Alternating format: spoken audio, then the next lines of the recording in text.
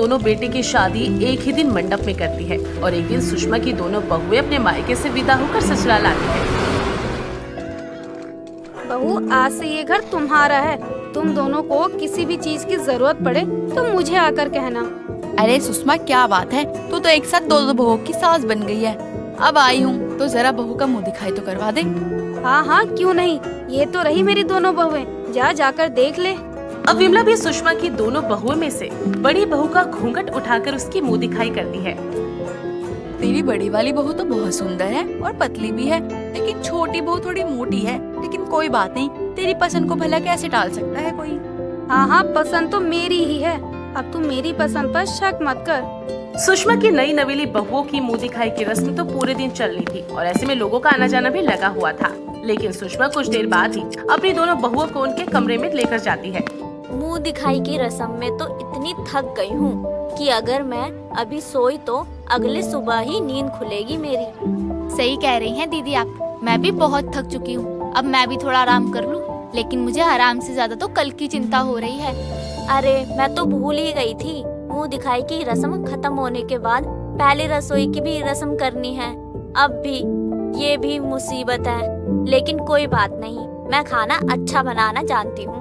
लेकिन दीदी जी, मैं तो खाना बनाते बनाते ही आधा खाना खा जाती हूँ। मेरी अलग प्रॉब्लम है, लेकिन मुझे समझ नहीं आ रहा, अगर मेरे साथ ऐसा ही रहा तो मेरी बहुत बदनामी होगी। लेकिन हमें कल के लिए सोचना चाहिए कि पहली रसोई में क्या ऐसा बनाए जो माँ जी जिंदगी भर भूल ना पाए। इसी टेंशन में अब सुषमा की दोनों बहुएं आराम करने लग जाती हैं। देर शाम जब सुषमा अपनी बहू के कमरे में पहुंचती है और अपनी बहुओं से कहती है, तुम दोनों बहुएं ध्यान से सुन लो और समझ लो, कल तुम दोनों की पहली रसोई है और मेरी बड़ी दीदी तुम दोनों की मुंह दिखाई और रसोई की पहली रस्म के लिए यहाँ आ रही हैं।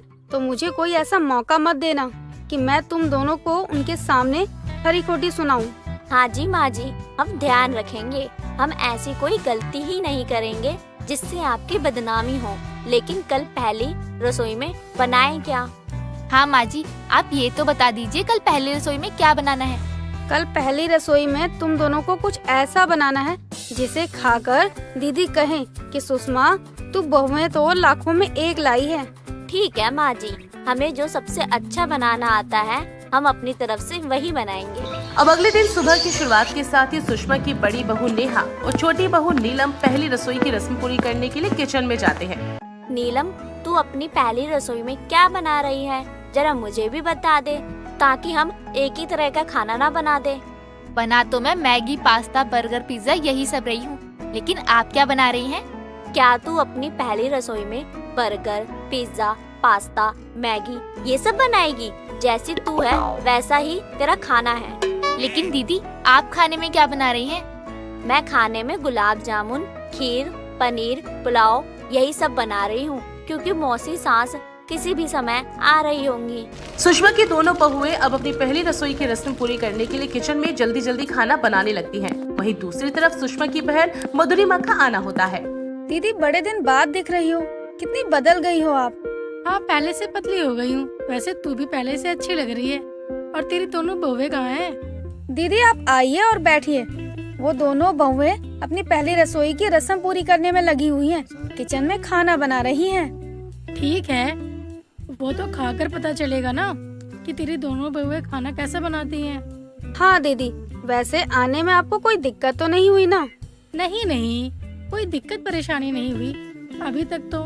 लेकिन यहाँ का पता नहीं बहुएं कैसी हैं, मेरी इज्जत करेंगी भी या नहीं। अरे नहीं नहीं दीदी, मेरी दोनों ही बहुएं बहुत ही संस्कारी हैं। अभी आप उन्हें देखेंगी तो आपको सब पता चल जाएगा। मुझे कुछ कहने की जरूरत नहीं होगी। सुषमा और उसकी बहन मधुरिमा बात ही कर रहे होते हैं कि तभी विमला वहाँ पर आ जाती है और विमला मधुरिमा को देखकर बहुत खुश होती है। दीदी, मुझे पहचाना? मैं यहीं पास में रहती हूँ, सुषमा की पड़ोसन विमला हूँ। हाँ हाँ, पहचान गई विमला तुझे भला कौन भूल सकता है।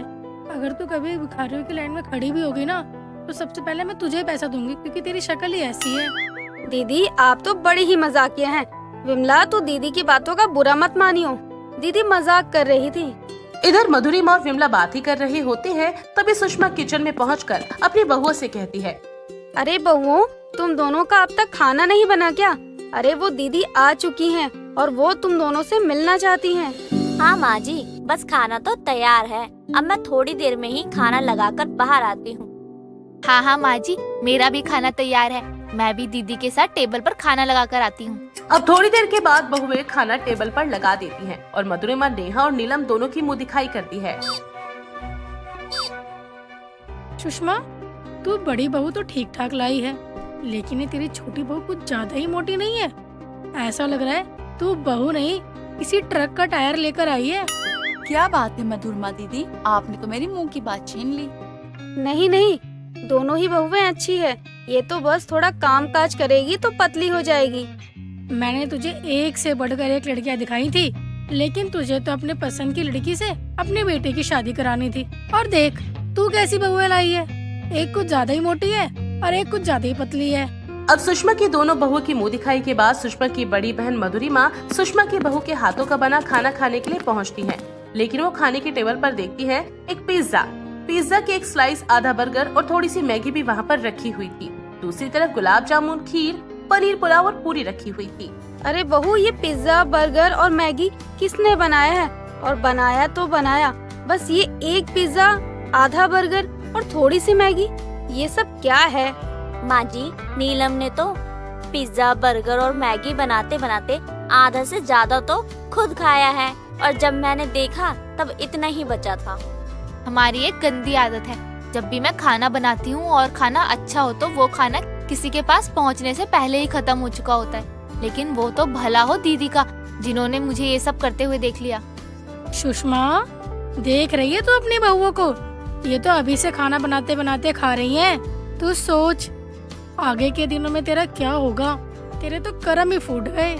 सुषमा ये सब अपनी दीदी के मुंह से सुनकर अंदर ही अंदर जल रही होती है। उसे गुस्सा आ रहा होता है, लेकिन वो अपनी बहू को इस वक्त कुछ भी नहीं कहती। लेकिन अगले दिन वो अपनी बहन मधुरिमा के चले जाने के बाद अपनी मोटी बहू की क्लास लेती है। जैसा तेरा शरीर है वैसी ही तेरी अकल होती जा रही है, बैल बुद्धि कहीं की। तुझे इतना तो पता होना चाहिए कि खाना बनाते हुए खाना जूठा करना कितना बड़ा पाप होता है। कम से कम मेहमानों के सामने तो मेरी इज्जत रख लेती। माँ जी, मैंने कहा ना, मुझे खाना बनाते वक्त खाने की आदत है, इसमें मेरी क्या गलती है? और बड़ी बहू तूने क्या गुलाब जामुन बनाया था? ऐसा लग रहा था कि किसी को फेंक कर मार दे तो उसके सर से खून निकल आए। और खीर में तो चीनी की जगह नमक था।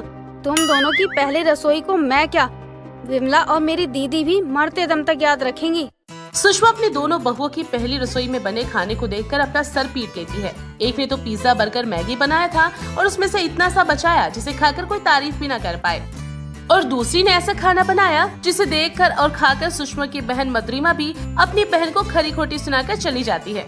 अब सुषमा बेचारी क्या करती, वो भी अपनी बहुओं को सुनाकर तसल्ली कर लेती है, क्योंकि आखिर बहू भी तो सुषमा की पसंद की थी।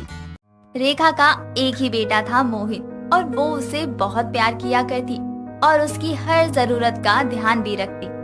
एक दिन वो एक पंडित को मोहित की कुंडली देते हुए कहती है, पंडित जी, मेरे बेटे की कुंडली है ये, इसके लिए आपको ऐसी लड़की तलाश करनी है जो सर्वगुण संपन्न हो। आप बिल्कुल भी फिक्र मत करिए रेखा देवी, मैं आपके बेटे के लिए बहुत ही पढ़ी लिखी और समझदार लड़की का रिश्ता तलाश करके लेकर आऊंगा। नहीं पंडित जी, मुझे अंगूठा छाप लड़की चाहिए जो कि मेरे इशारों पर नाचे।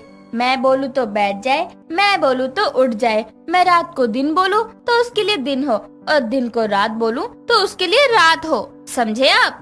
जी ठीक है रेखा बहन, मैं ऐसी ही लड़की का रिश्ता जल्दी ही आपके लिए लेकर आऊंगा। पंडित ये कहकर जाने लगता है। तभी जाते हुए वो खुद से कहता है, ना जाने कौन सी अभागन लड़की होगी जिसकी शादी इस घर में होगी। रेखा देवी तो सास नहीं बल्कि खून पीने वाली सास बनेगी।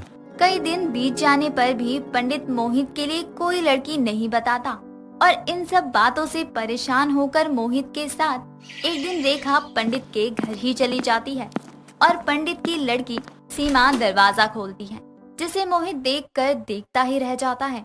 सीमा बहुत सीधी सी लड़की थी और उसका स्वभाव रेखा को भी भा जाता है, और वो पंडित से मिलकर उसे कहती है, मैं यहाँ ये कहने आई थी कि आपने मेरे बेटे मोहित के लिए अब तक कोई लड़की देखी या नहीं? जी वो मैं। हाँ, आप देखना भी मत, क्योंकि मैंने उसके लिए दुल्हन चुन ली है। ना जाने अब ये औरत सास बनकर किस बेचारी का खून पिएगी। और वो आपकी बेटी है। मुबारक हो पंडित जी, समधी बनने वाले हैं। अब शादी की डेट फाइनल कर लीजिए। पंडित ये सुनकर चौंक जाता है, लेकिन रेखा कोई दहेज नहीं लेती और साथ ही सीमा को भी मोहित पसंद था। ये देखते हुए वो अपनी बेटी की शादी मोहित से ही करवा देता है। दिन बीतते हैं और सीमा शादी करके अपने घर चली जाती है और अगली सुबह 4 बजे रेखा उसे नींद से जगा देती है और जगने के बाद सीमा कहती है, माँ जी, आप आधी रात को मेरे कमरे के बाहर क्या कर रही हैं? सब ठीक तो है ना? बहू, तूने समय देखा है? 4 बजे है सुबह के, आधी रात नहीं हो रही। मुझे तो लगा था कि तू पंडित की बेटी है, जल्दी उठना जानती होगी। चल अब नहा और पूजा कर और फिर मेरे लिए अच्छी सी चाय बना दे। रेखा ये कहकर वहाँ से चली जाती है और सीमा बेचारी उबासी लेती हुई सब काम करती है। दिन की मुंह दिखाई के फंक्शन के वक्त भी रेखा आए हुए हर एक मेहमान के पैर सीमा से झुक झुक कर छुआती है और सीमा की कमर अकड़ जाती है तो वो मन ही मन कहती है, हाय राम, ये कैसी खून पीने वाली सास मेरे गले पड़ गई। एक तो सोने तक नहीं देती, अब ये दंड पिलवा रही है। मर गई, मर गई। सीमा ये कहती है और अपनी कमर पकड़कर सबका आशीर्वाद लेती है, जिसके बाद अब सीमा का रेखा जीना हराम करके रखा करती। एक दिन रेखा सीमा के पास जाती है और उससे कहती है, बहू सुन, कल मेरी 4-5 सहेलियां घर आ रही हैं, तो उनके लिए 4-5 तरीके के पकवान बना लेना और याद रहे कि उनकी खातिरदारी में किसी भी तरह की कोई कमी न रह जाए। ठीक है माँ जी, मैं अच्छे से इस बात का ध्यान रखूंगी। और हाँ बहू, याद रखना, अगर उन लोगों की खातिरदारी में कोई भी कमी रही तो अपने बाप के घर जाने के लिए सामान पैक कर लेना। जी माँ जी, आप ऐसे मत करिए, मैं अच्छे से सब बात का ध्यान रखूंगी। रेखा ये बोलकर वहाँ से चली जाती है और अगले दिन सीमा जल्दी उठकर सब मेहमानों के लिए खाना बना देती है और अच्छे से बनाकर टेबल पर लगाती है। लेकिन वो ये देखकर हैरान हो जाती है कि मेहमान 4-5 नहीं बल्कि 10 हैं। ये देखकर सीमा अपनी सास को साइड में ले जाकर कहती है, माँ जी, ये सब क्या है? आपने तो बोला था 4-5 लोग आ रहे हैं, ये तो 10 है। हाँ तो क्या हो गया, अगर 2-4 लोग और आ गए तो अब मुझे मेरे घर मेहमानों को लाने से पहले भी गिनना पड़ेगा क्या? नहीं नहीं माँ जी, मेरे कहने का ये मतलब नहीं था। फिर क्या मतलब था? सच बता, क्या कहना चाहती है? मुझे बातें घुमाने वाले लोग पसंद नहीं। माँ जी, मैंने तो 4-5 लोगों का खाना बनाया था, अब मैं क्या करूँ? जो करना है कर, मुझे फर्क नहीं पड़ता, समझी तू? बस इतना याद रख कि मेरे दोस्तों के आगे मेरी नाक नहीं कटनी चाहिए, वरना तेरा गला मैं काट दूंगी। रेखा ये बोलकर सीमा को धमका देती है, जिसके बाद सीमा घबराते हुए रसोई में जाती है और खुद से कहती है, लोगों को प्यार करने वाली सास मिलती है या गुस्से वाली? मुझे तो खून पीने वाली सास मिली है। सच में मुझे आज तक किसी ने इतना परेशान नहीं किया जितना इसने कर रखा है। खैर कोई नहीं, चढ़ जा सीमा सूली पर। इतना कहकर सीमा दोबारा सबके लिए खाना बनाती है और बनाकर लगा देती है, लेकिन उस खाने में फिर भी कसर रह जाती है, क्योंकि जल्दबाजी की वजह से खाने का स्वाद अच्छा नहीं था। और विमला रेखा से कहती है, बुरा मत मानना रेखा, लेकिन तेरी बहू तो सुंदर है पर उसके हाथ में स्वाद नहीं है। तू ऐसा क्यों बोल रही है? उसने तो बड़ी मेहनत से सबके लिए खाना बनाया है और तू ऐसे कह रही है? जो सच था मैंने तो वही बोल दिया, बाकी तेरी मर्जी है। चल अब मैं यहाँ से चलती हूँ, मुझे देरी हो रही है। विमला ये बोलकर सब सहेलियों के साथ वहाँ से चली जाती है और रेखा ये सब होने पर अपनी इंसल्ट समझती है और अपनी बहू को बुलाकर उसे खूब खरी खोटी सुनाती। और ये सब होते देखकर सीमा अपने कमरे में रोते हुए चली जाती है और उसे रोता देखकर उसका पति मोहित उससे कहता है, क्या हो गया सीमा, तुम इतना रो क्यों रही हो? सब ठीक तो है ना? मोहित, बुरा मत मानना, ये तुम्हारी सगी माँ है या कूड़े कचरे से उठा कर लाई है तुम्हें? अरे क्या हो गया, तुम ऐसा क्यों कह रही हो? तुम्हारी माँ ने मेरा खून पी रखा है। जब देखो खून की प्यासी चुड़ैल की तरह मेरे आगे पीछे घूमती रहती है और आज भी यही हुआ यूं कि। सीमा ये बोलकर मोहित को सब कुछ बताती है, जिसे सुनकर सीमा की हालत पर मोहित को भी तरस आ जाता है और वो कहता है, माँ खून पीती है तो तुम उनको रोकती क्यों नहीं हो? उनको दिखाओ कि तुम भी आज की नारी हो और आज की नारी सब पे भारी होती है। बड़ों की बात सुननी चाहिए, लेकिन हर बात नहीं। जहाँ पे वो गलत होते हैं हमें उन्हें समझाना चाहिए। मोहित की ये बात सीमा को अच्छी लगती है और वो मुस्कुराकर मोहित को गले लगा लेती है। अगले दिन जब रेखा सीमा को सुबह 4 बजे उठाने आती है तो सीमा दरवाजा खोलकर कहती है, जी माँ जी, अब बताइए क्या परेशानी है आपको? बहू ये कैसी बातें कर रही है? शर्म बेच खाई है क्या तूने? माँ जी, अब मुझे कोई खून पीने वाली सास मेरे सर पर नहीं चाहिए। मैं 7 बजे उठकर पूजा पाठ करके आपको 8 बजे तक नाश्ता दे दूंगी। तब तक मेरी नींद खराब करने की सोचना भी मत, वरना आपको नाश्ता 12 बजे ही मिलेगा, समझिए आप? पर बहू सुन तो। रेखा ये कहती है और सीमा उसके मुंह पर दरवाजा बंद कर देती है। जिसके बाद दिन के समय जब रेखा बैठकर नाटक देख रही होती है तभी सीमा उसके पास मटर लेकर आती है और उसे देते हुए कहती है, लो माँ जी, सारा दिन बोर हो जाती होंगी, ये मटर छील लो, मस्त कट जाएगा। वैसे भी बुढ़ापे में ज्यादा टीवी देखने से आंखें खराब हो जाती हैं। अरे जब से तू मेरे घर में आई है मेरी आंखें क्या, जिंदगी भी खराब कर दी है तूने। चल ला दे, छिल देती हूँ। जिसके बाद अब रेखा सीमा से डरने लगी थी। सीमा जो भी काम देती रेखा चुपचाप कर दिया करती। एक दिन सीमा के कहने पर रेखा हलवा बना रही थी पर वो जल जाता है और वो रोने लगती है। तभी वहाँ सीमा आती है और कहती है, माँ जी आप ऐसे क्यों रो रही हैं? सब ठीक तो है ना? बहू मुझे मारना मत, मुझसे हलवा जल गया है। अरे माँ जी, आप तो मुझसे सच में डरने लगी। भले ही आप खून पीने वाली सास हो, लेकिन मैं खून पीने वाली बहू नहीं हूँ। ये सब तो मैं सिर्फ आपको परेशान करने के लिए कर रही थी। मुझे माफ कर दो। बहू मुझे माफ कर दे, मैंने बेकार में ही तुझे इतना परेशान किया। रेखा और सीमा ये कहकर गले लग जाते हैं और उसके बाद दोनों सास बहू मिलकर एक साथ खुशी से रहते हैं और कोई किसी को परेशान नहीं करता। मधु रसोई में आलू काट रही होती है तभी उसका पति अनिल वहाँ आता है और मधु से कहता ये है, क्या? आलू की सब्जी? मैं नहीं खाने वाला हूँ, कुछ और बनाओ। अरे मैं दिन भर काम करता हूँ तो क्या मैं ये आलू की सब्जी खाऊंगा? एक काम करो, आज चाप बना दो, बहुत मन है मेरा। चाप तो घर में है नहीं और अभी दुकान जाकर चाप लेकर आऊं, इसमें तो काफी समय लग जाएगा ना। एक काम करती हूँ मैं कि अभी आलू की सब्जी बना देती हूँ, कल आपके लिए चाप बना दूंगी, ठीक है ना?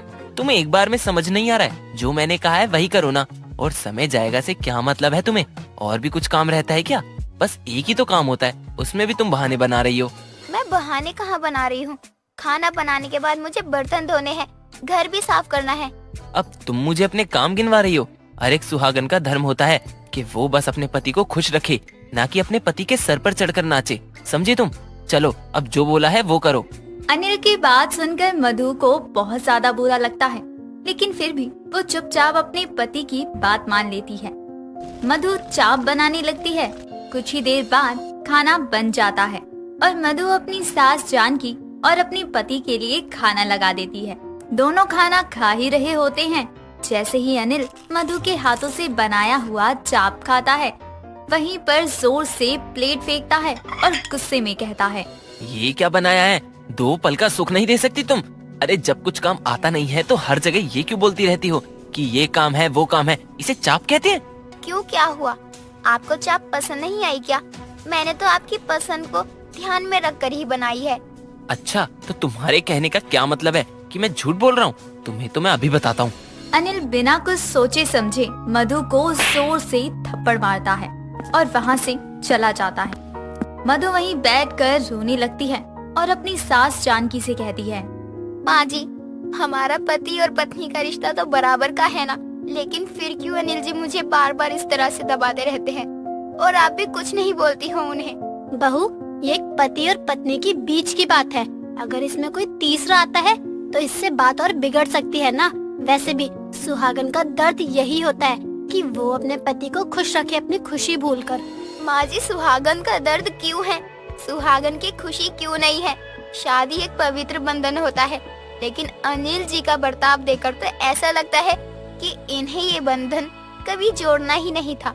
बहू, भले ही कितने भी दुख दर्द हो, लेकिन सबको भुलाकर पति को खुश रखना ही हमारा कर्तव्य है। वैसे भी अगर पति खुश रहते हैं तो यही सुहागन का दर्द खुशी में बदल सकता है। मधु अपने पति के लिए सब कुछ करती थी, लेकिन अनिल को अपनी पत्नी की जरा भी कदर नहीं थी। अनिल छोटी छोटी बातों पर मधु पे हाथ उठा दिया करता। ऐसे ही कई दिन निकल जाते हैं। कुछ दिनों बाद मधु बाजार गई होती है सब्जी लेने। तभी मधु की नजर अपने पति पर पड़ती है, जो कि एक लड़की की कमर पर हाथ रखकर जा रहा था। ये देखकर मधु खुद से बात करते हुए कहती है, ये कौन सी लड़की है? और देखने से तो ये लग ही रहा है कि ये अनिल जी ही है। घर आएंगे तब बात करती हूँ कि ये लड़की कौन थी जिसकी कमर पर हाथ रखकर घूम रहे थे। मधु सब्जी लेकर घर चली जाती है और कुछ ही देर में अनिल भी घर आ जाता है। वो जानकी के साथ बैठा होता है। मधु अनिल के लिए पानी का ग्लास लेकर आती है और अनिल को पानी देते हुए कहती है, अनिल जी, आज जब मैं बाजार गई थी सब्जी लेने तो मैंने आपको एक लड़की के साथ देखा था। तेरी इतनी हिम्मत कि अब तू मुझसे सवाल करेगी? तुझे पता है ना मैं तेरा पति हूँ, फिर भी। अनिल जी, मैं कोई सवाल नहीं कर रही हूँ, मैं तो बस इतना पूछ रही हूँ कि वो लड़की कौन थी। अब मिल गया ना जवाब कि वो कौन थी। तू अपनी हद में रह। अनिल के जाते ही जानकी मधु को चुप करवाते हुए कहती है, बहू, तू क्यों अनिल को छोटी छोटी बातों पर गुस्सा दिलाती है? देखा, इतनी सी बात कितनी बड़ी हो गई। माँ जी, तो आपका कहने का मतलब क्या है कि मैं अनिल जी से कुछ पूछूं भी ना और आंखों पर पट्टी बांध लूं? बहू, तू समझ नहीं रही है। अगर मेरे बेटा कुछ गलती भी कर रहा है तो उसमें तुझे डरने की जरूरत नहीं है। अरे वो तेरा पति है और तेरा ही पति कहलाएगा ना। तू खामखाई चिंता कर रही है। माँ जी, पति है मेरे, इसका मतलब ये थोड़ी ना है कि वो कुछ भी करते रहें। ऊपर से आपने उन्हें देखा कि मेरे साथ कैसे बर्ताव करते हैं। यही है क्या सुहागन की जिंदगी? बहू, तुझे क्या लग रहा है तू एक अकेली ही है जो सुहागन का दर्द सह रही है? अरे सुहागन औरतों के लाखों दर्द होते हैं। अब हर कोई तेरी तरह अपना दर्द तो लेकर नहीं बैठ सकता है ना। माँ जी, इसका मतलब ये है कि ससुर जी भी ऐसे ही थे। बहू, अब जो चले गए उनके बारे में क्या ही कहना, लेकिन सुहागन तो मैं भी हूँ और दर्द मेरी भी जिंदगी में था। अब अगर मैं तेरी तरह ही अपने दर्द को लेकर बैठ जाती तो क्या मेरी गृहस्थी चल जाती? अपनी सास की बात सुनकर मधु बहुत ही हैरान होती है, लेकिन वो अपनी सास की बात मान लेती है और अब अपनी गृहस्थी पर ही ध्यान देती। कई दिनों तक सब ठीक चल रहा होता है। कुछ दिनों बाद मधु कपड़े प्रेस कर रही थी, तभी अनिल उसके पास आकर कहता है, ये तुम्हारी माँ बार बार फोन करके क्यों परेशान करती रहती हैं? इन्हें कोई काम नहीं है क्या? वो माँ की आजकल तबीयत खराब चल रही है तो बार बार मुझे वहाँ बुला रही हैं और मैं भी यही सोच रही हूँ कि एक बार माँ से मिलाऊं। कुछ दिन वहाँ चली जाऊंगी तो माँ को भी अच्छा लगेगा। अच्छा, तुम अपनी माँ के घर जाओ, ऐश करो और यहाँ घर का काम मेरी माँ करे, यही बोलना चाहती हो ना तुम? कहीं जाने की जरूरत नहीं है तुम्हें, तुम यहीं पर रहोगी, समझी तुम? लेकिन माँ की काफी ज्यादा तबीयत खराब है, कुछ पता नहीं है कि वो कब तक रहेंगी। अब ऐसे में अपनी बेटी से मिलना चाहती हैं, तो आप मना मत करो ना। अच्छा चलो, इतना बोल रही हो तुम तो चली जाओ अपनी माँ के घर, लेकिन बस एक दिन के लिए। सुबह जाना और शाम तक वापस अपने घर, ठीक है ना? अब इससे ज्यादा कोई उम्मीद मत लगाना तुम मुझसे। अनिल मधु को अपनी माँ के घर जाने के लिए कह देता है। अगले दिन मधु अपनी माँ के घर चली जाती है। वहाँ पर मधु काफी समय तक रुकती है और समय का कुछ पता ही नहीं चलता कि शाम से कब रात हो गई। इसलिए मधु को एक रात अपनी माँ के घर रुकना ही पड़ता है। अगली सुबह मधु जल्दी से उठकर अपने ससुराल जाती है। मधु अपने घर का दरवाजा खटखटाती है तो वहाँ एक लड़की मधु के नाइट सूट में आती है और दरवाजा खोलती है। पराई लड़की को अपने घर में अपने ही कपड़ों में देखकर मधु चिल्लाते हुए कहती है, कौन हो तुम और यहाँ मेरे घर में क्या कर रही हो मेरे कपड़ों में?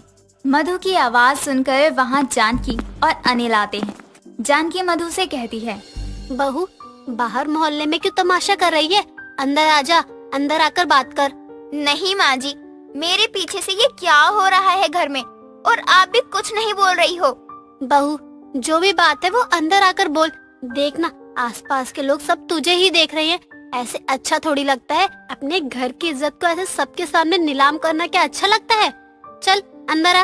इतना बोलकर जानकी मधु को अंदर लेकर आती है। मधु जैसे ही अंदर आती है तो वो लड़की अनिल की तरफ देखते हुए कहती है, अनिल, यही है तुम्हारी पत्नी जिसके बारे में तुमने मुझे बताया था? हाँ यही है। और मधु, तुम तो कल शाम को आने वाली थी ना, फिर आज सुबह कैसे? मुझे आपकी काली करतूत देखने के लिए शायद भगवान ने मुझे आज भेजा। और माँ जी, आप इन सब में इनका साथ भी दे रही हो। दोनों माँ बेटे को शर्म नहीं आती है क्या?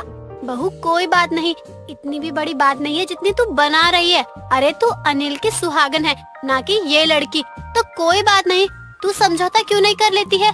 माँ जी, सुहागन का यही दर्द है ना, तो ठीक है, मैं खुद को इस दर्द से मुक्ति दे रही हूँ।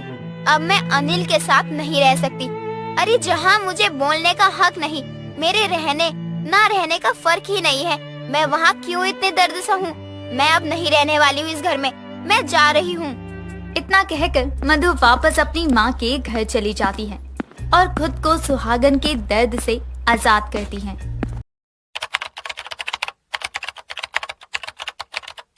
हाय दोस्तों, ये वीडियो आप लोगों को कैसी लगी कमेंट्स करके जरूर बताएं। अगर नए हैं तो चैनल को सब्सक्राइब करना न भूलें। मिलते हैं नए वीडियो में। Thank you for watching.